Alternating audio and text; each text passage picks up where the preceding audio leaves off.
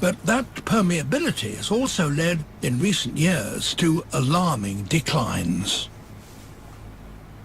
This, crouched on a leaf, is one of the rarest frogs in the world. It's called the lemur leaf frog, and it lives in Costa Rica.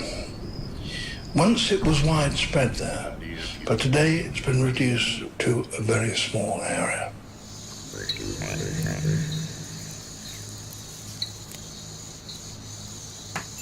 It's nocturnal and lives in the humid rainforests of the lowlands.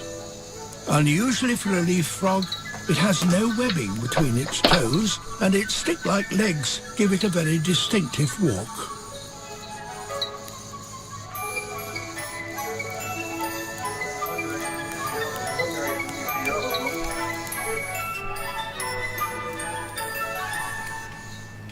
What a lovely little creature. Here in the Manchester Museum, they're studying the species and doing their best to conserve it, both by breeding it in captivity and partly by going out to Costa Rica and studying it in the wild. The cause for its loss in numbers is threefold: loss of habitat, pesticides, and a particular lethal kind of fungus called a chytrid. Shit.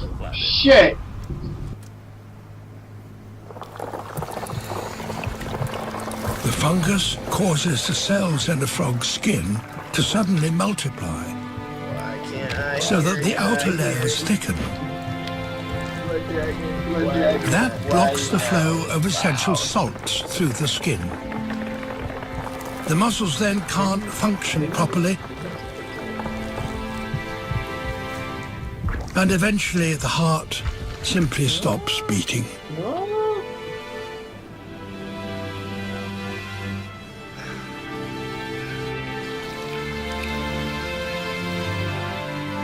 Almost a third of all amphibians are now threatened with extinction, including the lemur leaf frog. The future of this little frog is still hanging in the balance. But hopefully the work that's being done in here in Manchester will prevent it from becoming extinct. But other frogs have not been so lucky. Over the years, I've filmed a number of different species, some of which are now extinct in the wild.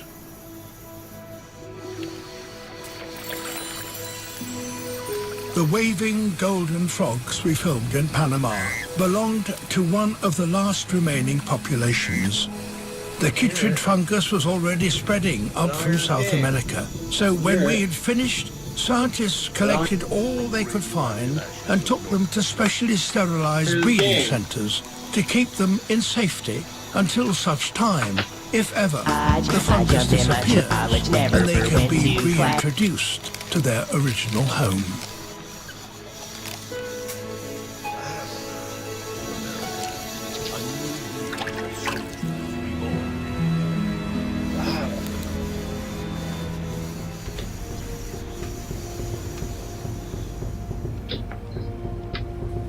But despite the decline, the fact that frogs are such adaptable creatures does offer some hope.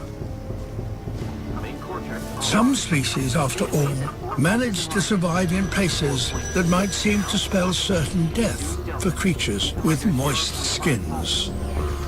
This is part of the Australian desert, where several years can pass without rain.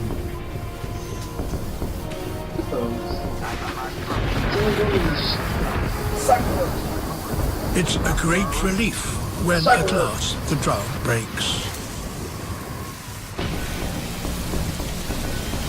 And then, amazingly, little toads emerge from the sand.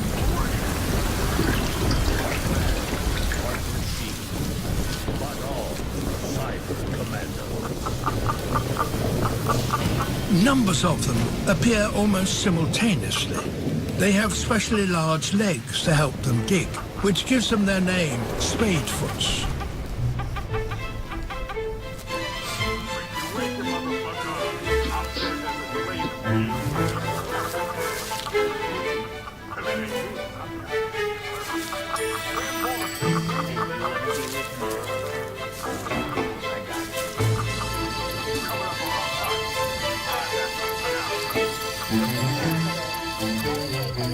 Now they must mate, if possible, before the sun rises.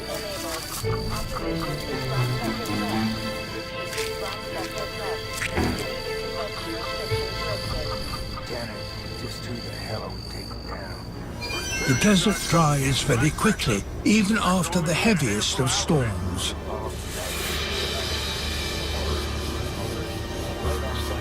Skynet detective.